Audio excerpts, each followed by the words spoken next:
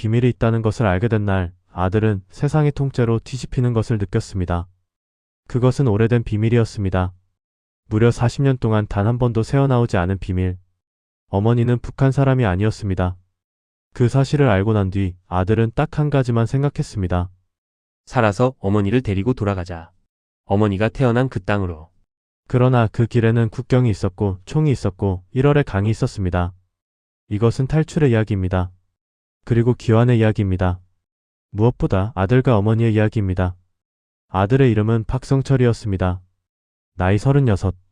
함경북도 무산군에서 나고 자랐습니다. 탄광에서 일했고 배급으로 먹었고 인민반 검열이 있는 날이면 숨을 죽였습니다.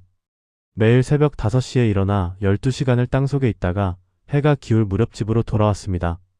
그것이 그가 아는 삶의 전부였습니다. 불만도 없었습니다. 비교할 다른 세계를 알지 못했으니까요. 어머니 이름은 리순옥이었습니다. 나이 65. 어머니는 과묵한 사람이었습니다. 말수가 적고 표정이 적고 감정을 잘 드러내지 않는 사람. 아궁이 앞에 쪼그리고 앉아 강냉이 죽을 젓는 모습이 늘 같은 자리에 있는 것처럼 느껴졌습니다. 등은 굽었고 손마디는 오래된 나무뿌리처럼 굵었습니다. 성철은 어릴 때부터 어머니가 그런 사람이려니 했습니다. 어머니가 가끔 혼자 창밖을 오래 바라보는 것도, 남쪽 하늘 방향으로 시선을 고정하는 것도, 밤에 낮은 소리로 알 수 없는 노래를 흥얼거리는 것도 그저 어머니의 습관이려니 했습니다. 그런데 그게 아니었습니다. 어머니가 창밖을 바라보던 그 방향에 이유가 있었습니다. 2019년 가을이었습니다. 어머니가 장마당에서 쓰러졌습니다. 갑자기 의식을 잃고 쓰러진 것입니다. 함께 있던 이웃 안악이 달려와 성철에게 연락했습니다. 성철이 달려갔을 때 어머니는 이미 병원으로 옮겨져 있었습니다. 뇌졸중이었습니다.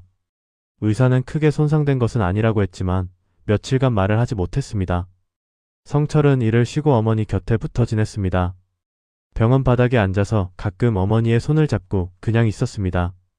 사흘째 되던 밤이었습니다. 어머니가 눈을 떴습니다. 의식에 돌아왔지만 몸을 움직이지 못했습니다. 성철이 물을 조금씩 먹였습니다. 어머니는 힘없는 눈으로 아들을 바라보다가 갑자기 손을 들어 성철의 손목을 잡았습니다. 힘이 약했습니다. 그러나 쥔 손이 떨리고 있었습니다. 어머니가 말했습니다. 성철아, 엄마가 할 말이 있다. 성철은 처음에 헛소리인 줄 알았습니다. 열이 있어서 헛소리를 하는 것이라고. 그래서 이마에 차가운 수건을 올려주며 말했습니다. 말하지 마세요. 쉬어요. 그런데 어머니가 더 세게 손목을 잡았습니다. 들어야 해. 내가 언제 또 말할 수 있을지 모르니까. 성철은 입을 다물었습니다. 어머니의 눈빛이 달랐습니다. 아픈 사람의 눈이 아니었습니다. 오래 참아온 것을 더 이상 참지 않기로 결심한 사람의 눈이었습니다. 어머니는 그날 밤 평생 한 번도 꺼내지 않은 이야기를 했습니다. 어머니의 본명은 이순옥이었습니다. 경상남도 컷장군 출신. 1980년. 어머니의 나이 26살. 당시 어머니는 무역회사에 다니는 남편과 함께 중국 출장을 갔습니다. 그런데 그 여행에서 북한 공작원에게 납치됐습니다. 이른바 납북이었습니다. 남편은 그 자리에서 저항하다 맞아 쓰러졌고 어머니는 혼자 끌려갔습니다. 그것이 어머니의 마지막 남한 기억이었습니다. 그 이후 40년이었습니다. 강제로 이름을 바꾸었습니다. 남한 출신이라는 것을 절대 말하지 말라는 협박을 받았습니다. 말하는 순간 총살이라고 했습니다. 아이를 낳았습니다. 그것이 성철이었습니다. 성철의 아버지는 북한 당국이 정해준 남자였습니다. 어머니는 살기 위해서 그리고 아들을 지키기 위해서 단 한 번도 비밀을 입 밖에 내지 않았습니다. 40년 동안 단 한 번도. 성철은 말문이 막혔습니다. 숨이 막혔습니다. 아무 말도 나오지 않았습니다. 머릿속이 하얗게 됐습니다. 어머니가 만들어온 삶의 모든 장면이 한꺼번에 다시 떠올랐습니다. 창밖을 바라보던 눈빛, 이름 모를 노래, 과묵했던 표정, 아버지가 돌아가신 뒤에도 절대 울지 않았던 그 눈. 그것은 습관이 아니었습니다. 그것은 그리움이었습니다. 40년 동안 혼자 삼킨 그리움이었습니다. 말 한마디 잘못하면 아들이 죽을 수 있기에 한 번도 흘리지 못한 눈물이었습니다. 어머니는 말을 마치고 눈을 감았습니다. 그리고 아주 낮게 혼잣말처럼 말했습니다. 나 한 번만 거기 가보고 싶다. 성철은 그 말을 들은 순간 무언가가 그의 안에서 결정됐습니다. 딱 소리가 나는 것처럼. 이 사람을 데려가야 한다. 반드시. 성철은 계획을 세우는데 2달을 썼습니다. 서두르면 죽는다는 것을 알았습니다. 탈북은 실패하면 끝입니다. 잡히면 정치범 관리소로 끌려갑니다. 어머니도 자신도. 그래서 치밀하게 움직여야 했습니다. 한 단계 한 단계 아무것도 흘리지 않고. 우선 브로커를 알아봤습니다. 탄광 동료의 가족 중에 형이 먼저 내려간 사람이 있었습니다. 그 사람의 연락처를 어렵게 구했습니다. 만남은 단 한 번, 평양 출장을 핑계로 만든 사흘의 공백 안에 이루어졌습니다. 브로커는 쉽게 움직이지 않았습니다. 노인을 데리고 가는 건 위험 부담이 너무 크다고 했습니다. 느리고 소리가 나고 체력이 받쳐주지 않는다고. 성철은 가진 돈을 전부 테이블에 올렸습니다. 그것도 부족했습니다. 성철은 아버지의 시계를 더했습니다. 아버지가 돌아가실 때 남긴 유일한 유품이었습니다.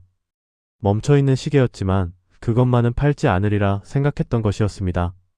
브로커가 시계를 손에 들고 잠깐 보다가 주머니에 넣었습니다. 2020년 1월 9일. 출발 날짜가 정해졌습니다. 성철은 어머니에게 말했습니다. 조용한 밤 2사람만 있을 때 어머니, 우리 갑니다. 거기로. 어머니는 긴 침묵 끝에 고개를 한번 끄덕였습니다. 말은 없었습니다. 눈빛만 있었습니다. 그 눈빛 안에 40년이 들어있었습니다. 40년 만에 다시 쥔 희망의 눈빛이었습니다. 출발 전날 밤 성철은 한숨도 자지 못했습니다. 시나리오를 수십 번 반복해서 머릿속에 새겼습니다.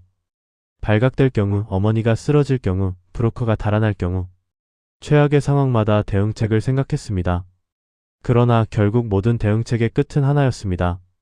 어머니를 먼저 보낸다. 나는 나중에. 그것이 성철의 유일한 원칙이었습니다. 1월 10일 새벽 3시. 2사람은 집을 나섰습니다. 골목은 어두웠습니다. 가로등이 없는 밤이었습니다. 발소리가 나지 않도록 천 신발을 신었습니다. 어머니는 숨을 고르며 성철의 뒤를 따랐습니다. 뇌졸중 이후 오른발이 아직 완전하지 않았습니다. 성철은 속도를 맞췄습니다. 빠르게 가야 했지만 어머니가 넘어지면 소리가 났습니다. 인민반 감시초소를 지날 때였습니다. 불이 켜져 있었습니다. 성철의 심장이 멈추는 것 같았습니다. 계획에 없던 상황이었습니다. 초소는 새벽 2시에 순찰을 마치고 3시까지는 비어 있어야 했습니다. 그런데 불이 켜져 있다는 건 누군가 안에 있다는 뜻이었습니다. 성철은 뒤를 돌아 어머니에게 손짓했습니다. 멈추라고. 2사람은 담벼락에 납작하게 붙어 섰습니다. 30초. 1분. 초소 안에서 사람 그림자가 움직이는 것이 보였습니다. 창문이 열렸습니다. 담배 연기가 흘러나왔습니다. 성철은 어머니의 손을 꼭 쥐었습니다. 어머니는 숨을 참았습니다. 2사람은 벽과 하나가 된 것처럼 움직이지 않았습니다. 창문이 닫혔습니다. 또 1분이 흘렀습니다. 불이 꺼졌습니다. 2사람은 다시 걷기 시작했습니다. 성철은 등에서 식은땀이 흐르는 것을 느꼈습니다. 영하의 날씨인데도 손이 덜덜 떨렸습니다. 그러나 손을 놓지 않았습니다. 어머니의 손을 잡은 채로 걸었습니다. 압록강 지류. 브로커가 먼저 발을 담갔습니다. 1월의 강물이었습니다. 수량이 적은 지점을 골랐지만 그래도 허리까지 물이 찼습니다. 성철이 어머니의 팔을 잡고 강으로 들어갔습니다. 차가움이 발가락부터 올라왔습니다. 살갗을 뚫고 뼈속으로 파고드는 차가움이었습니다. 인간이 버틸 수 있는 온도의 바깥이었습니다. 어머니가 비틀거렸습니다. 발이 미끄러운 강바닥을 짚기가 어려웠습니다. 제 등에 타요. 이번엔 어머니가 거절하지 않았습니다. 성철은 어머니를 업었습니다. 처음이었습니다. 살면서 한 번도 어머니를 업어본 적이 없었습니다. 어머니의 무게가 등에 실렸습니다. 생각보다 가벼웠습니다. 그 가벼움이 가슴을 쳤습니다. 얼마나 안 드셨으면, 얼마나 자신을 줄이셨으면. 강 중간쯤에서 반대편 강기슭에 불빛이 번쩍였습니다. 중국 순찰대였습니다. 브로커가 손을 들어 신호를 보냈습니다. 엎드려. 성철은 반사적으로 강물에 낮게 웅크렸습니다. 어머니도 함께 내려갔습니다. 강물이 목까지 차올랐습니다. 불빛이 이쪽을 향했습니다. 성철은 어머니를 오른팔로 꽉 안았습니다. 왼팔은 강바닥을 짚었습니다. 어머니의 귀에 대고 숨소리조차 내지 말라는 뜻으로 입술에 손가락을 댔습니다. 어머니는 눈을 감았습니다. 불빛이 10m 앞까지 왔습니다. 5m. 멈췄습니다. 영원처럼 느껴지는 시간이었습니다. 아무 소리도 나지 않았습니다. 강물 소리도, 바람 소리도, 심장 소리도 그 순간만큼은 들리지 않는 것 같았습니다. 불빛이 방향을 틀었습니다. 멀어졌습니다. 성철은 그제야 숨을 내쉬었습니다. 떨리는 숨이었습니다. 어머니가 귀에 대고 속삭였습니다. 잘했다. 그 두 글자가 강 위에서 성철의 전부였습니다. 중국 연변의 조선족 마을. 브로커가 알아둔 집이었습니다. 두 사람은 창문도 없는 좁은 골방에 숨었습니다. 낮에는 나올 수 없었고 기침 소리도 내면 안 됐습니다. 이틀째 밤 문제가 생겼습니다. 집주인에게 손님이 찾아왔습니다. 중국 공항가 아는 사이라고 했습니다. 거실에서 나누는 대화가 골방문 너머로 들렸습니다. 탈북자를 잡으면 포상금이 나온다는 이야기였습니다. 요즘 잡힌 숫자가 늘고 있다는 이야기였습니다. 성철은 어머니의 손을 잡고 눈을 마주쳤습니다. 움직이지 말자는 뜻이었습니다. 어머니가 천천히 고개를 끄덕였습니다. 두 사람은 그 밤 3시간을 골방에서 숨죽이고 있었습니다. 화장실도 가지 못하고 물도 마시지 못하고 성철은 어머니의 손을 쥔 채로 벽에 등을 기댔습니다. 어머니는 눈을 감고 숨만 쉬었습니다. 규칙적으로 아주 조용하게. 그 규칙적인 숨소리가 성철에게는 세상에서 가장 안심이 되는 소리였습니다. 손님이 돌아간 것은 새벽 1시였습니다. 브로커가 골방문을 두드렸습니다. 나와도 된다는 신호였습니다. 성철이 문을 열었습니다. 어머니가 먼저 나왔습니다. 그리고 벽에 기대어 눈을 감았습니다. 성철이 물었습니다. 괜찮으세요? 어머니가 대답했습니다. 살았잖아. 괜찮다. 그 말이 어쩐지 그동안 어머니가 살아온 방식을 그대로 담고 있는 것 같았습니다. 살았잖아. 그러니 괜찮다. 중국에서 동남아시아로 이어지는 루트는 더 길고 더 위험했습니다. 트럭, 버스, 도보. 국경을 3번 넘었습니다. 그때마다 다른 위기가 있었습니다. 검문소에서 트럭이 멈춰 서서 짐칸을 열 때 성철은 어머니를 품에 안고 상자 뒤에 납작 엎드렸습니다. 검사원이 손전등을 비추며 지나갔습니다. 불빛이 5cm 앞을 지나쳤습니다. 라오스로 들어가는 산길에서 어머니의 발이 말을 듣지 않았습니다. 어머니 엎혀요. 괜찮다. 지금 괜찮다고 하실 상황이 아닙니다. 성철은 말을 마치기도 전에 어머니를 등에 업었습니다. 어머니는 버티지 않았습니다. 아들의 등에 이마를 기댔습니다. 산길 4시간이었습니다. 무릎이 꺾일 것 같았습니다. 다리가 감각을 잃었습니다. 그래도 멈추지 않았습니다. 어머니가 등에서 말했습니다. 성철아, 네, 힘드나. 아니요. 거짓말하지 마라.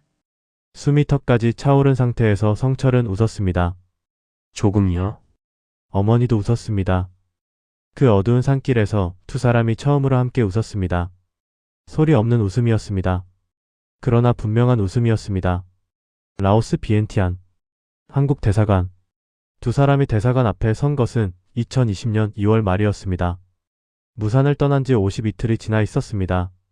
성철은 대사관 문을 밀기 전에 잠깐 멈췄습니다. 어머니를 바라봤습니다. 어머니는 대사관 현판을 읽고 있었습니다. 대한민국 대사관. 그 글자를 읽는 어머니의 눈이 달라졌습니다. 촉촉해지는 것 같았습니다. 입술이 조금 떨렸습니다. 그러나 울지 않았습니다. 그냥 그 글자를 오래 보았습니다. 성철이 먼저 문을 열었습니다. 그러나 대사관 절차는 예상보다 훨씬 복잡했습니다. 어머니의 경우가 문제였습니다. 납북자의 신부는 통상 탈북자와 다른 심사 과정을 거쳐야 했습니다. 신원 확인에 시간이 걸렸습니다. 남한에 살아있는 가족이 있는지, 납북 당시 기록이 있는지, 서류가 맞는지 하나하나 확인하는 과정이었습니다. 그 사이 대사관 직원이 성철에게 조용히 귀띔했습니다. 혹시 어머님 남한 쪽 가족이 있으면 연락처를 알아오면 절차가 빨라질 수 있어요. 가족. 성철은 그 단어에서 멈췄습니다. 어머니에게 가족이 있다는 생각을 한 번도 해본 적이 없었습니다. 어머니가 납치되기 전 남한에 누군가 기다리는 사람이 있는지 그것을 어머니에게 물어본 적이 없었습니다. 그날 밤 성철은 어머니에게 물었습니다. 어머니, 거기 누가 있어요? 어머니는 한참 침묵했습니다. 기억을 꺼내는 것인지 말해도 되는지 결정하는 것인지 알 수 없었습니다. 그러다 낮게 말했습니다. 언니가 있었는데. 살아있으면 일은 됐겠지. 언니 이름이요? 이정옥. 성철은 그 이름을 수첩에 받아 적었습니다. 손이 떨렸습니다. 대사관에서 대기하는 동안 위기가 찾아왔습니다. 어머니의 신원 확인 과정에서 심각한 문제가 발생했습니다. 납북자 명단에 이름이 올라 있는 것은 확인됐습니다. 그러나 서류상 사망 처리가 돼 있었습니다. 실종 후 5년이 지나면 자동으로 사망 처리가 됐던 것입니다. 1985년에 이미 사망자로 분류된 사람이었습니다. 그 말은 법적으로 어머니 이순옥은 이 세상에 존재하지 않는 사람이라는 뜻이었습니다. 담당 직원이 말했습니다. 서류상으로는 이분의 입국을 처리하기가 쉽지 않습니다. 유전자 검사나 신원을 입증할 수 있는 추가 자료가 필요합니다. 얼마나 걸립니까? 최소 2달에서 3달. 경우에 따라 더 길어질 수 있습니다. 성철은 숨을 참았습니다. 2달, 3달. 라오스에서 그 시간을 버텨야 한다는 뜻이었습니다. 돈도 없고 신분도 불안정하고 언제 어디서 추방될지 모르는 상태로. 이틀 뒤 더 큰 문제가 생겼습니다. 북한에서 성철의 실종이 확인됐다는 정보가 들어왔습니다. 무산 탄광 직장에 나흘째 나오지 않은 성철에 대한 수배가 내려졌다는 것이었습니다. 국가보위부가 움직이기 시작했다는 뜻이었습니다. 성철은 대사관 담당자에게 말했습니다. 빠르게 처리할 수 있는 방법이 없습니까? 저희에게 시간이 없습니다. 남한 가족을 찾아서 신원 보증을 받으면 절차가 단축될 수 있습니다. 하지만 그 이정옥이라는 분을 찾는 것도 시간이 걸리고 제가 찾겠습니다. 성철은 그날 대사관이 제공한 인터넷을 태어나서 처음 써봤습니다. 구글이라는 것도 처음 써봤습니다. 검색창에 이름 3글자를 입력했습니다. 이정옥. 경상남도 거창. 결과가 나오지 않았습니다. 수십 번을 다르게 검색했습니다. 이름만으로는 너무 많은 사람이 나왔습니다. 나이를 좁혔습니다. 지역을 좁혔습니다. 이틀이 걸렸습니다. 사흘째 밤 하나의 링크가 걸렸습니다. 거창 지역 납북자 가족 모임의 홈페이지였습니다. 오래된 사이트였습니다. 마지막 업데이트가 2009년이었습니다. 한 구석에 올라온 글 하나. 제목은 이랬습니다. 사라진 내 동생 이순옥을 찾습니다. 1980년 중국에서 납북. 살아있다면 연락주세요. 글쓴이는 이정옥이었습니다. 게시 날짜는 2004년이었습니다. 연락처가 적혀 있었습니다. 성철의 손이 덜덜 떨렸습니다. 전화를 건 것은 성철이었습니다. 신호가 갔습니다. 1번, 2번, 3번. 여보세요. 노인의 목소리였습니다. 성철은 잠시 아무 말도 하지 못했습니다. 뭐라고 말해야 할지 몰랐습니다. 준비한 말이 없었습니다. 그냥 전화를 걸었습니다. 그리고 말했습니다. 저는 이순옥 씨의 아들입니다. 어머니가 지금 라오스에 있습니다. 살아 계십니다. 전화기 너머로 소리가 들리지 않았습니다. 5초, 10초, 15초. 그리고 울음소리가 들렸습니다. 말이 아닌 울음이 먼저였습니다. 이정옥 씨는 오래 울었습니다. 성철도 전화기를 들고 아무 말을 하지 못했습니다. 옆에 있던 어머니가 성철의 어깨에 손을 얹었습니다. 두 사람은 그 울음을 함께 들었습니다. 40년을 혼자 기다린 사람의 울음이었습니다. 이정옥 씨는 즉시 움직였습니다. 한국 정부에 연락하고 납북자 가족연대를 통해 국회의원에게도 연락이 닿았습니다. 신원 보증 서류가 이틀 만에 대사관으로 도착했습니다. 유전자 검사는 한국 도착 후 진행하는 것으로 처리됐습니다. 어머니의 신분 서류가 빠르게 재발급됐습니다. 그런데 한 가지가 더 남아 있었습니다. 성철 자신의 입국 심사였습니다. 어머니는 납북자로 분류돼 남한 국적이 회복됐습니다. 그러나 성철은 납북 피해자의 자녀라는 특수한 경우였습니다. 전례가 많지 않은 케이스였습니다. 추가 심사가 필요하다고 했습니다. 어머니 먼저 가세요. 성철이 말했습니다. 무슨 소리야? 어머니가 먼저 가야 절차가 빨라진대요. 저는 바로 뒤따라갑니다. 어머니는 고개를 저었습니다. 같이 간다. 아니면 안 간다. 어머니, 성철아. 어머니가 아들의 눈을 똑바로 봤습니다. 나 혼자 40년 살았어. 또 혼자 있을 수 있어. 그런데 이번엔 안 해. 여기까지 같이 왔잖아. 끝도 같이 한다. 성철은 아무 말도 하지 못했습니다. 결국 두 사람은 함께 기다렸습니다. 이틀이 더 지났습니다. 그 이틀이 52틀보다 길게 느껴졌습니다. 수배 정보가 라오스 당국에 전달됐다는 소식이 들려왔습니다. 시간이 없었습니다. 그리고 사흘째 오전, 한국 정부에서 성철의 특별 입국 허가가 났습니다. 성철은 그 소식을 들은 순간 어머니를 봤습니다. 어머니는 그 소식을 듣고 아무 말도 하지 않았습니다. 다만 눈을 감았다가 천천히 떴습니다. 그리고 고개를 끄덕였습니다. 한번 천천히. 2020년 3월 인천국제공항. 두 사람이 입국장 문을 밀고 나왔습니다. 이정옥 씨가 기다리고 있었습니다. 72살의 할머니였습니다. 하얀 머리카락, 주름진 얼굴. 그러나 눈빛이 또렷했습니다. 입국장 문이 열릴 때마다 고개를 빼고 바라보고 있었습니다. 어머니가 걸어 나왔습니다. 두 사람은 10m 거리에서 서로를 봤습니다. 아무도 먼저 뛰어가지 않았습니다. 걸음이 느렸습니다. 두 노인이 천천히 서로에게 다가갔습니다. 발이 무거운 것처럼 혹은 발이 너무 가벼운 것처럼.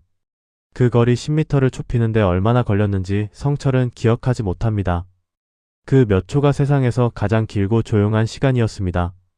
두 사람이 마주 잡은 손. 이정옥 씨가 말했습니다. 순호가. 어머니가 대답했습니다. 언니. 그것이 전부였습니다. 두 글자. 40년 만에 두 글자.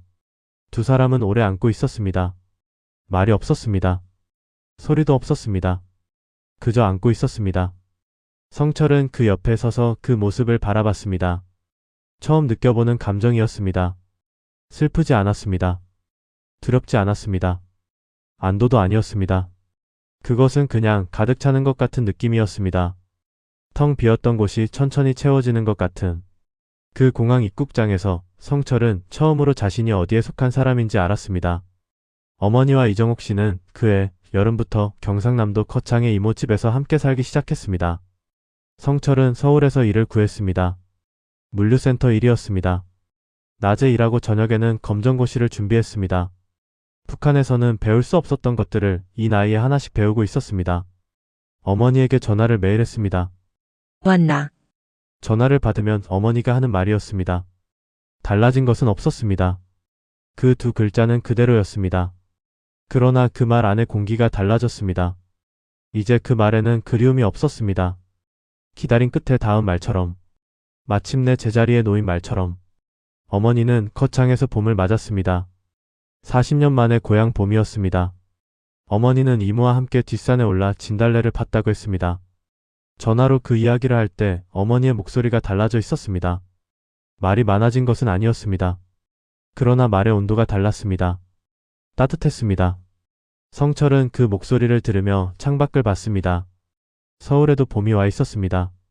어머니가 40년 동안 창밖을 바라봤던 이유를 그제야 온전히 알았습니다. 그것은 남쪽을 보는 것이었습니다. 매일 아주 조금씩 고향의 방향을 확인하는 것이었습니다. 나는 여기 있다. 나는 아직 살아있다. 나는 포기하지 않았다. 그리고 이제 어머니는 거기 있었습니다. 아무도 확인하지 않아도 되는 곳에. 어떤 비밀은 지키는 것으로 사람을 살립니다. 어떤 비밀은 말하는 것으로 사람을 구합니다. 이순옥 씨는 40년 동안 비밀을 지켰습니다. 아들을 살리기 위해서. 그리고 쓰러진 어느 밤 비밀을 말했습니다. 아들에게 살 기회를 주기 위해서. 아들은 그 비밀 위에서 어머니를 업고 강을 건넜습니다. 1월의 강물 속에서. 순찰대의 불빛 아래에서. 4시간짜리 산길을 다리가 꺾여도 멈추지 않고. 그리고 두 사람은 돌아왔습니다. 어머니가 태어난 그 땅으로. 오늘 이 이야기를 들은 여러분께 묻고 싶습니다. 당신의 어머니에게도 아직 말하지 못한 이야기가 있지 않을까요? 당신이 아직 듣지 못한 이야기가. 어머니는 자식에게 많은 것을 말하지 않습니다. 지키기 위해서. 다치지 말라고. 그러나 가끔은 물어봐야 합니다. 오늘 어머니에게 전화해서 그냥 한번 물어보세요. 엄마, 요즘 어때? 그 한마디가 40년 묵은 이야기를 꺼낼 수 있는 문이 될 수도 있으니까요.